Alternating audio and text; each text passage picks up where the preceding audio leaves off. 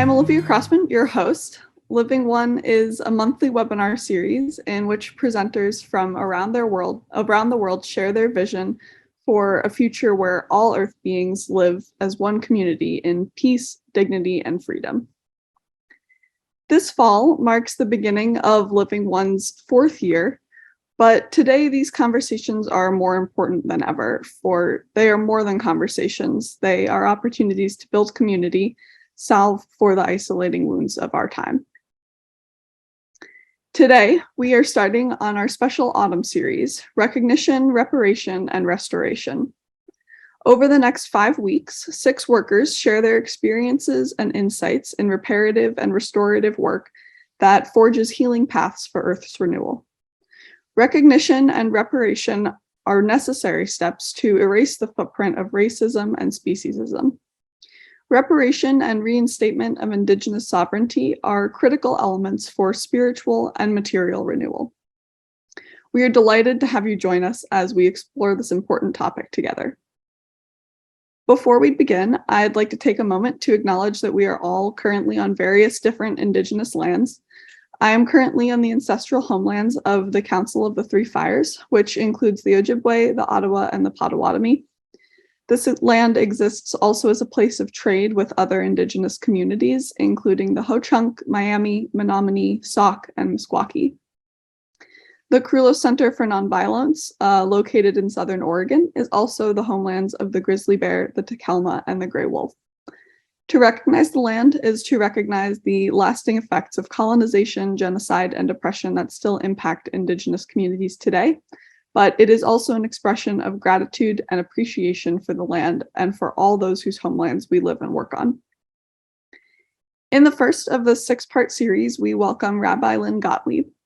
In conversation with Krulos director Gay Bradshaw, Lynn will speak on Teshuvah, the Hebrew word for reparations, a process of healing, ethical inquiry, ethical injury, unjust action, and moral harm. Lynn is a Shomeret Shalom, a practitioner of the Torah of Nonviolence, engaged in multifaith, intergenerational, and multicultural organizing in solidarity with racial, Indigenous, gender justice, and Palestinian liberation struggles. In addition to sitting on the Rabbinic Council of Jewish Voice for Peace and as board chair of the Interfaith Movement for Human Integrity, Rabbi Lynn is the author of several books, including Peace Primer 2, She Who Dwells Within, A Feminist Vision of Renewed Judaism, World Beyond Borders Passover Haggadah, and Trail Guide to the Torah of Nonviolence. Before we begin, let me share a few logistical notes. Lynn will be talking for about 45 minutes, after which we will open a question and answers period when you're invited to type your questions into the chat, which we will read then after Lynn's presentation. Also, please note that this Zoom session is being recorded, so if you feel more comfortable leaving your camera off or changing your Zoom name, please feel free to do so. So, without further ado, we welcome Rabbi Lynn Gottlieb and Dr. Gay Bradshaw. Hello, everyone, and everyone welcome. This is a wonderful occasion, so thank you so much for everyone being here. And Lynn, it's a thrill, as I have written to you in copious emails. We're probably going to put a spam filter on my emails. Anyways, this is the first of the series, and I've asked Lynn, given her very deep and extensive background, to give us a kind of a primer, as well as sharing her own particular thoughts and reflections and experiences to the concept and process of reparation. So there's a wealth of things for Lynn to speak on, and 45 minutes is way too short. So, anyways, we'll just cherish what we receive. Lynn, if you would just start off, maybe giving us a little background. I know that everyone, as you've discussed, is very fascinated with your origin story. Being one of the first, female rabbis, etc., and the 10 in Jewish history. But maybe you can kind of look at that through the eyes of how reparation has become so central to your life, and your work. So perhaps you can share that kind of personal reflection to start us off. Well, thank you. Good morning, everyone. I hope this finds you very well wherever you are. And it's good to be here with you and to share some reflections in this year of my rabbinic jubilee, 50 years on the path of being a rabbi. As is customary in my tradition, we start with our name as we go back generationally, our Hebrew names. And I am Miriam Bat, or daughter of Sivia, daughter of Bessie, daughter of Delia, daughter of Jenny, daughter of Henrietta, who came to Turtle Island in 1839 and settled on unceded Lenape land, and co-founded with her husband, my great-great-great-grandfather Wolf, the one of the earliest synagogues on Turtle Island, called Covenant of Peace. So that's an aspirational name for all of us. I want to also give acknowledgement to the land that I'm trying to be a good guest upon, and that is Ohlone land. And as part of that land acknowledgement today, I would like to give thanks to Karina Gould, who is an amazing organizer, teacher, and Indigenous leader in our community. And to also acknowledge that for the first time in 80 years, the salmon returned to their traditional waterway here in Northern California. And that was a great celebration, and people have been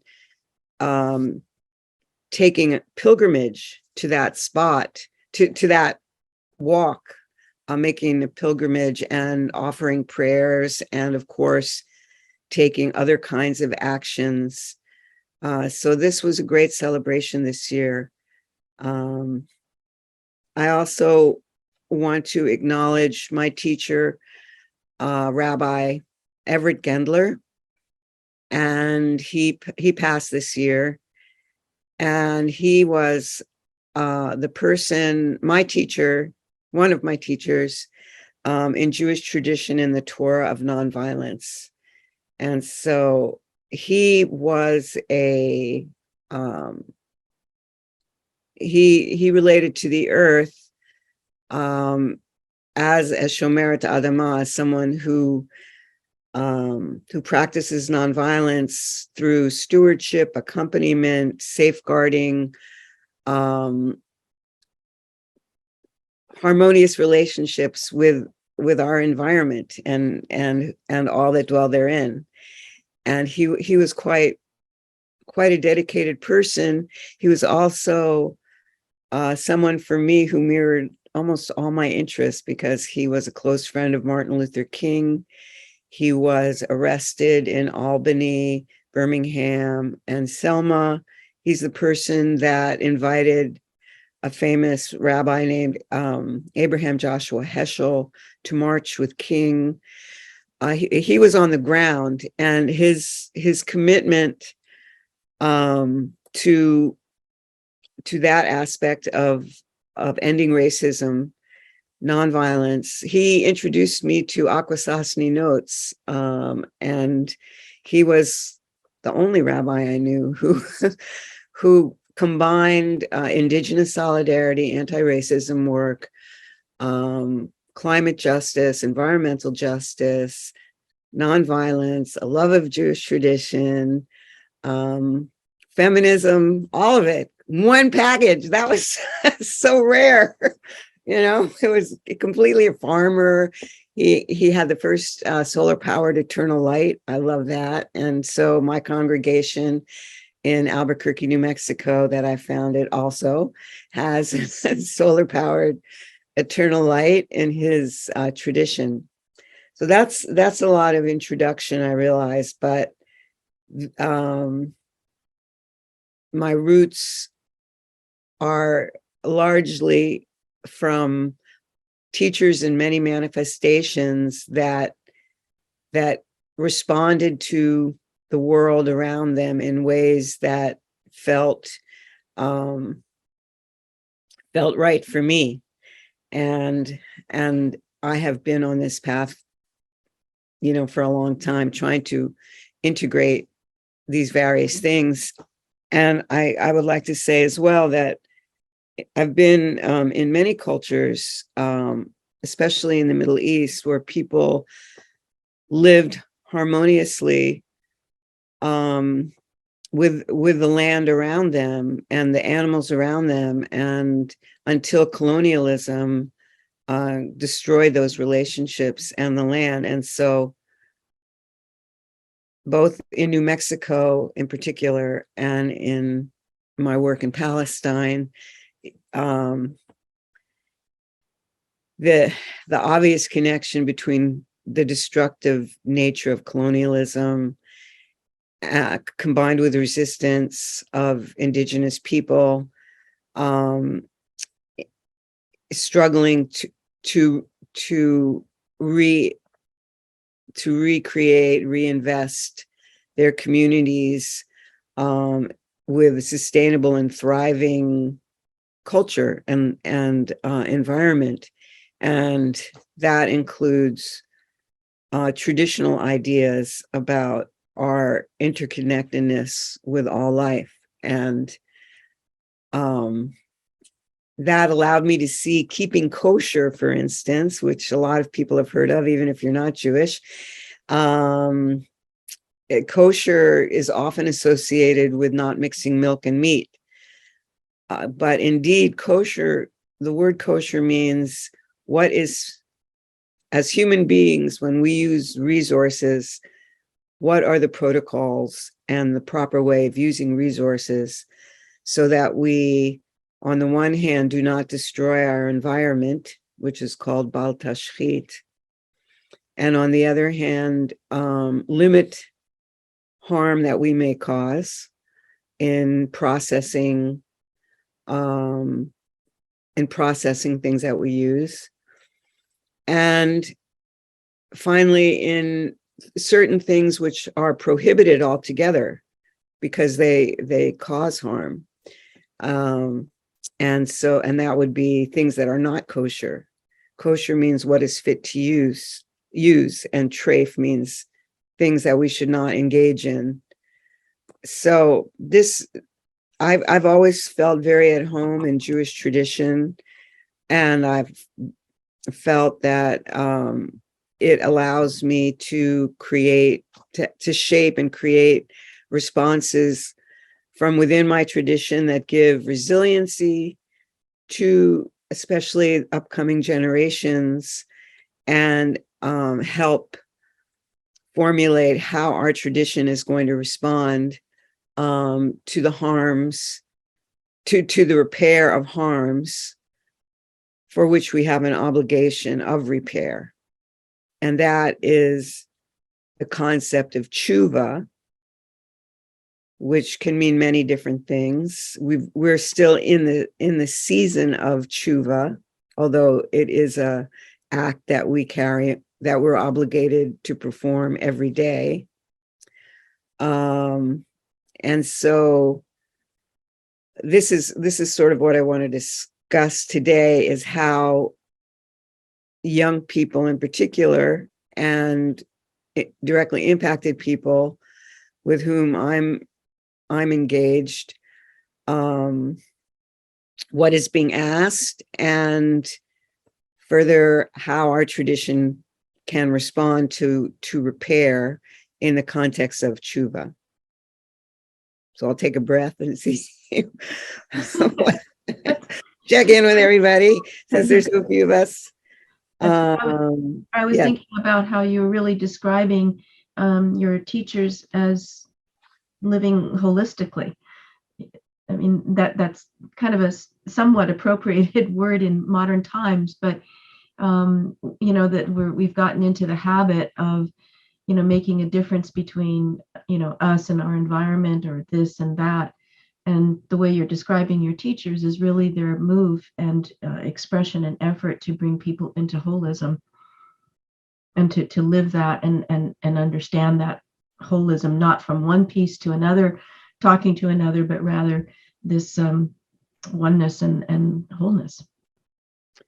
Yes, shalom. The word shalom, which is widely known, I guess, is usually translated as peace, but that is probably not the best translation of this word, because shalom, from the root shin lamed mem in Hebrew, means whole, and to live holistically, to live in balance, to be in harmony, to be in right relationship. That is a little different than what we usually mean by peace. When we think of peace, often we think of everything's kind of quiet.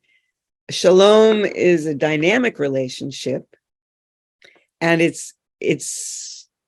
has this feeling of movement, and sometimes, things get off balance, and then there's procedures, protocols, obligations to bring things back into balance, so that everything can be sustainable and thrive and be in good relationship. And so shalom is a key word in our tradition. If one studies it in the text and in oral traditions, it does not really lead to quietude. Is it? Can you describe its relationship then to Teshuvah? Is Teshuvah a response to being out of alignment with Shalom? Well, the original root, I'll put it that way. Yes, exactly. The root of Teshuvah, Shin Vav Bet Shav, has a sense of return to a certain cyclical condition. And like the word Shabbat or Sabbath, that is the same linguistic concept as Teshuvah. Shabbat is a ceremonial expression of the world we long for. It's as if, all right, there's so much going on and there's so much harm and things. So we dedicate a day in time. It's arbitrary. It's not really connected with nature, actually. That doesn't mean it doesn't have a relationship, but it is a human choice to create a day in which you withdraw from being a consumer. Wow. So there's little protocols like not going shopping, not using money, not engaging in the consumer world, not using fire. And that comes from this ancient idea, right, that fire was the original fuel for making things happen. And instead creating protocols of welcome, where you invite a lot of people for dinner and then lunch and then a third meal. So you're basically hanging out and being with people in a way that doesn't see people as in an exploitative manner. So all labor is resting, animals are resting, they're not being used, sheep are mentioned 550 times in the Torah, right? So the sheep are resting. That doesn't mean that we don't tend to them. Doesn't mean that animals always come first in Jewish tradition, in terms of if you're getting ready to eat, you have to, and you are using animals in some way, you have to feed them first and always take care of their needs first before your own. I love that protocol. Teshuvah is a system in which harm has been created, and there's a whole spectrum of harm, and those harms are defined by Jewish tradition, actually. So there's a way of thinking about things. I'll give you a very simple example. The kids love this. it is a protocol, a mitzvah, an ethical obligation to put if you have a flat roof, which people often did, you have to put a parapet or a fence around the top of your roof. That's a mitzvah, a commandment. Why? It's preventative. Nobody should fall off the roof. I mean, it's just kind of like that. So if somebody does fall off the roof, then Teshuvah has to kick in. That is one example where Teshuvah is about creating a culture of prevention on the one hand, maintaining good relationships, and then when harm is created, there has to be a system of repair. And most cultures have a system of repair. I love that this system does not criminalize people. The big difference between colonial practice and the practice within my own tradition and its best face forward is it does not criminalize people. Repair is not undertaken by dehumanizing people or robbing people of their dignity. And that is a key point. I can speak, if you like, now about the 5 different steps so that you have that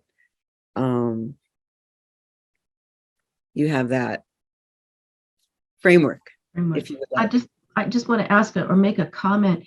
When you were discussing Shabbat, when you said it's not directly, I think it is directly related to nature. You're talking about you're not in a world of, you said consumerism, but exchange, or it's a there's quiet, there's rest, there's presence. It seems very much like a retreat back or return back to nature, where you're just being present and celebrating life in that way. Yes. Well, yes. What I meant is that many holidays, because my ancestors were herders and in agriculture, a lot of the calendar was created in relationship to seasons, mm-hmm. and also to the moon. We are a solar lunar calendar with 19-year cycle, so that, for instance, Passover is always on the full moon, Purim's always on the full moon, the New Year of the Trees is always on the full moon, Sukkot, which we just had, is always on the full moon. Our calendar begins with the moon. What I'm saying is that Shabbat, even though it has a relationship to nature, absolutely, it is more directed at our ethical relationship to the world around us. It does not fall, every 7th day does not align with the lunar or the solar calendar. It is, in a sense, understood as a sacred time that we enact to realign ourselves with compassion, with all the values that create sustainable, thriving, and loving communities. And in that way, Teshuvah recognizes that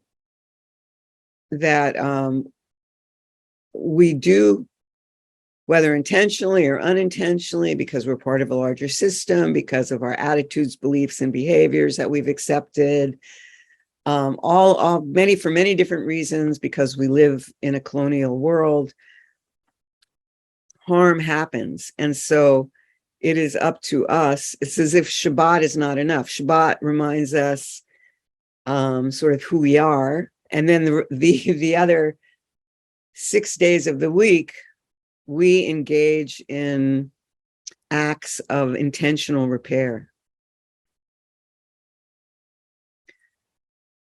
Sometimes the repair is forward because we haven't yet even, certain awarenesses are forward thinking.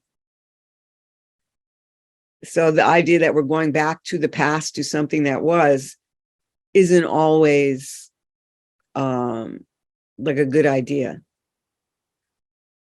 Because we know, for instance, that sexism, misogyny, that's been around for quite some time. So we have, I think it's important for us to look forward and see what values we're standing on, what aspects of our tradition can give us resiliency and guide us in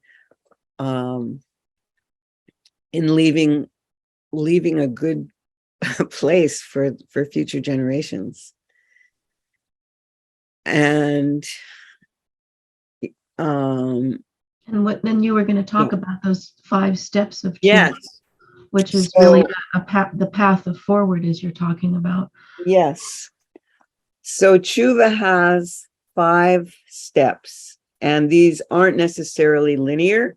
You could put them around in a circle, and they different ones can happen at different times, and because things are cyclical, maybe our awareness increases over time, right? So it's dynamic. The first one is called, whoops, sorry, I was typing, but I missed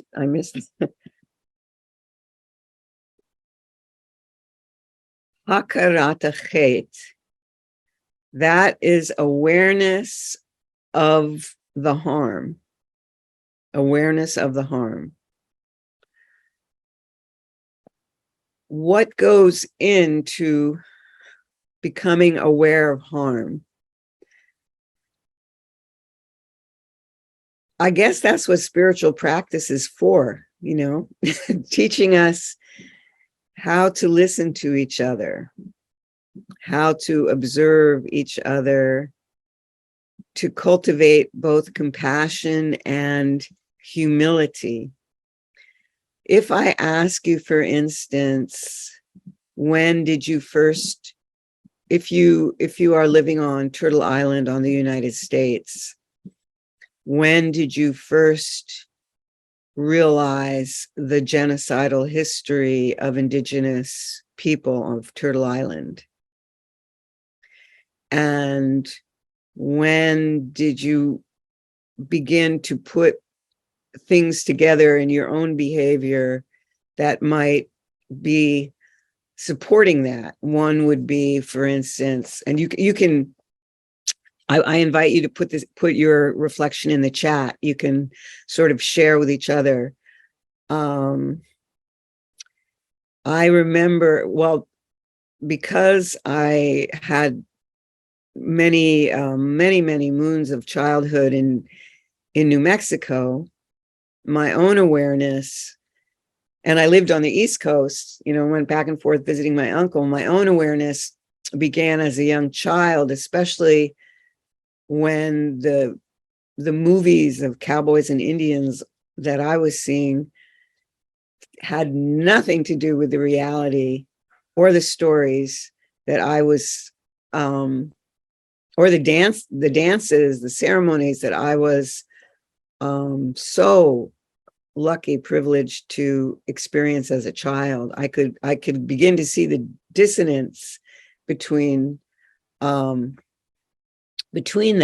those narratives of history, and living reality. So the first stage is then becoming aware that this awareness of the difference meant that as I was learning, as I grew to know more Indigenous people, comes with a lot of harm. And I was partly able to reflect on this because I understood and grew up as a Jewish kid, the first generation after the Holocaust. And so lessons of prejudice that leads to hatred, that leads to genocide, speaking to Jewish survivors, seeing the numbers on their arms, sort of piecing together the story of anti-Semitism, made me able to cultivate empathy for people who seem to me to be having either undergone or were still undergoing immense harm. So that first stage is a stage of awareness and education.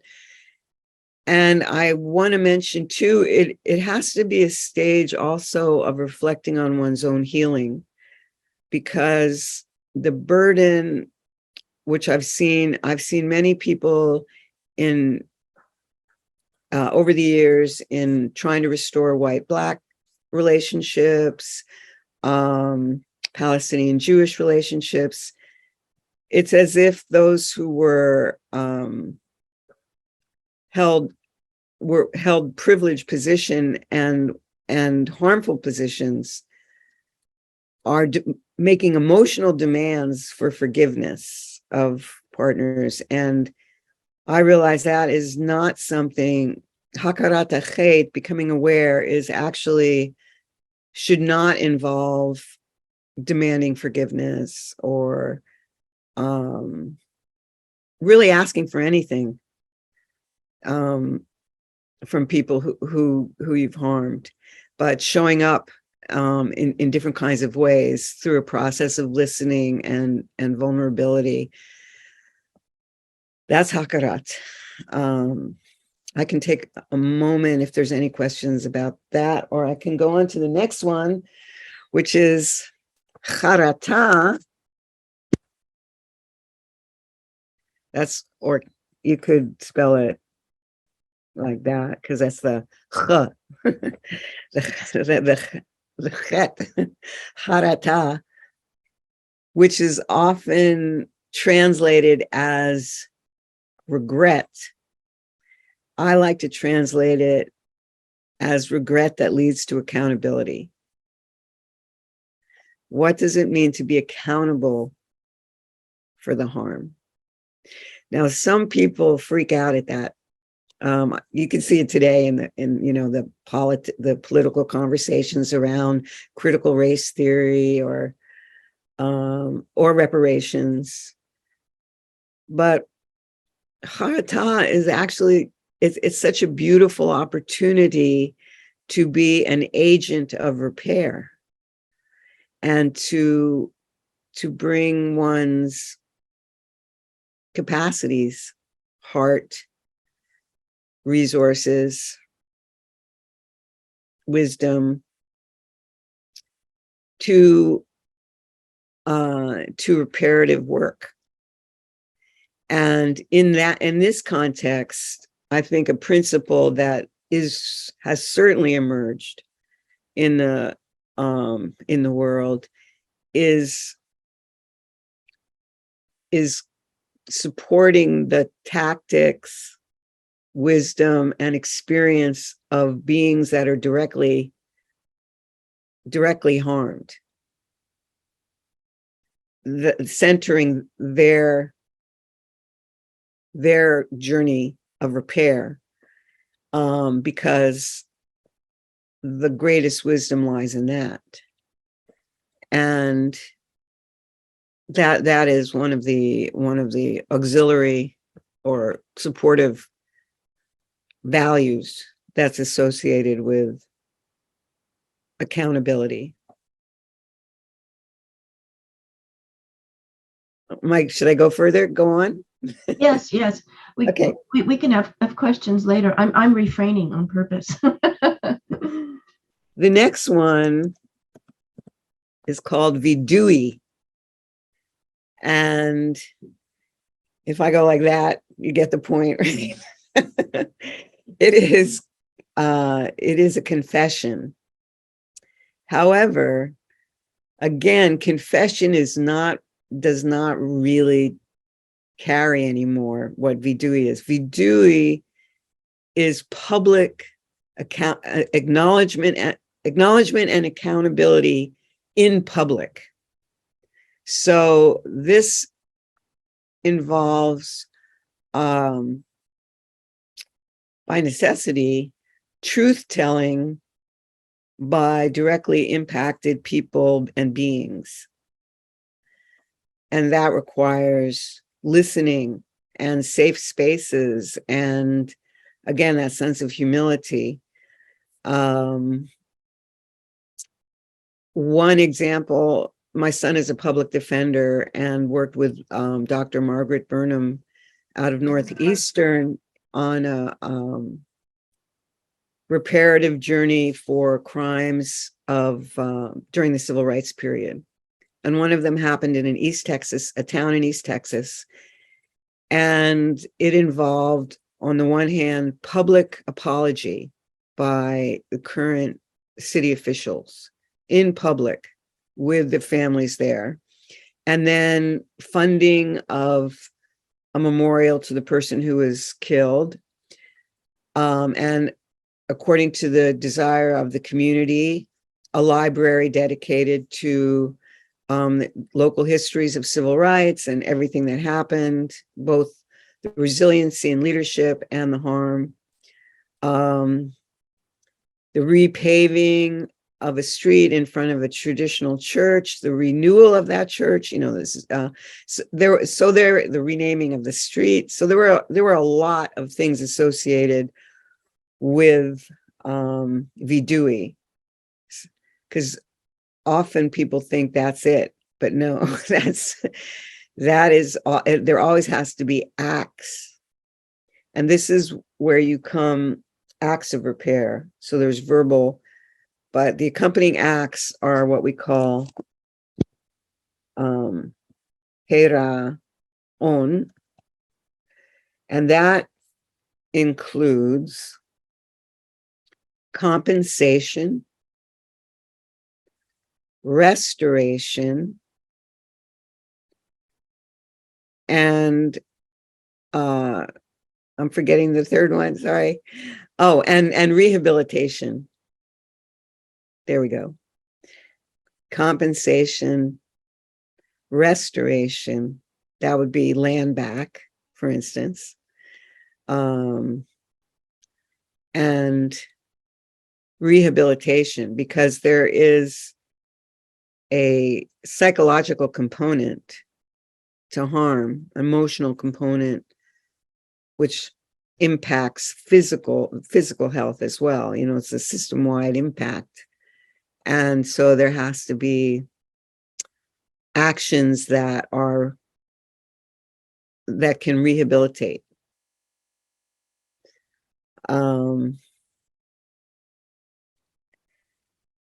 And this would be both land back and reparations. So repayment of debt. This is not charity. This is repayment of a debt we owe from the harm that we cause. And I love that in my tradition, the confession is in the collective, which means that because we are a community, we take communal responsibility, each one of us making our contribution, which can, shift and change over time and space, but that does not obligate us from giving money and resource. Even the poorest person is obligated to make offerings, because in this system of Teshuvah and Shabbat, we are not owners. We are accompaniers and stewards of things that come into our possession, into our hands, and then for a time we nurture them, cultivate them, curate them, and then give them back. So this is also a system unlike Western systems in which things are communally held.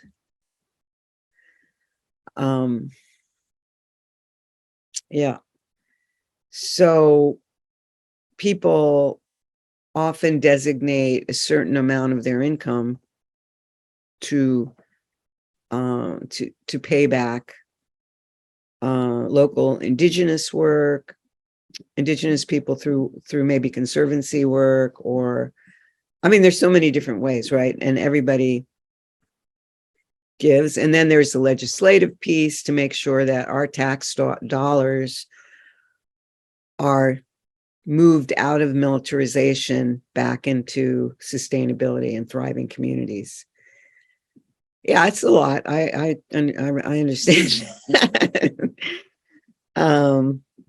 And finally, the last one is Azivat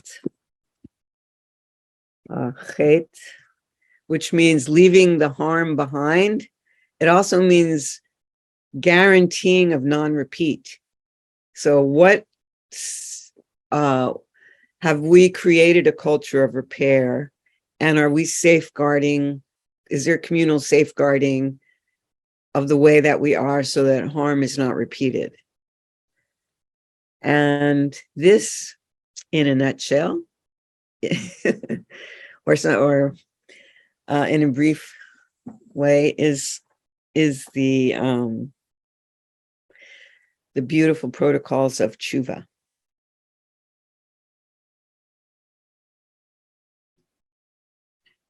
Thank you so much, Lynn. And I know, thank you for the primer. I have a specific question here. It seems to me, well, one reflection is really that the process is the open acknowledgement of relationship, that relationship does exist. So things are not done in isolation, which is kind of the colonial paradigm, one giving, taking from another. Rather, there is that dynamic flow that you talked about. And it seems to be that perhaps you can maybe speak of, but really what struck me was one was going from the personal accountability into the public as a very important step in that acknowledgement of relationship of community. Again, that's a non-isolating, reductionistic, non-reductionistic point of view. And it seems to be a very tricky point, which is that traction point between I've forgotten, it started with a P, the reparative part, the compensation and the non-repeating, where there really is an internal, for it to quote unquote truly work, there has to be an internal transformation as well. So in other words, it can't be just paying back, but rather for it to be non-repeating, there has to be a profound internal shift to that understanding of collectivity and connection. Inshallah, as they say. Yes. Answer, but no, I mean, life tends to be messier, I think, but that is the beautiful phrase of Dr. David Ragland in the grassroots reparation campaign of the Truth Telling Project, of which I'm also was an organizing member of. So that piece, especially if we take a bird's eye view, different things are going to be happening at different times, right? And one hopes that the system itself is strong enough to move things forward, and that is creating a culture of repair. There's a cultural sense. We know that is very difficult to hold on to.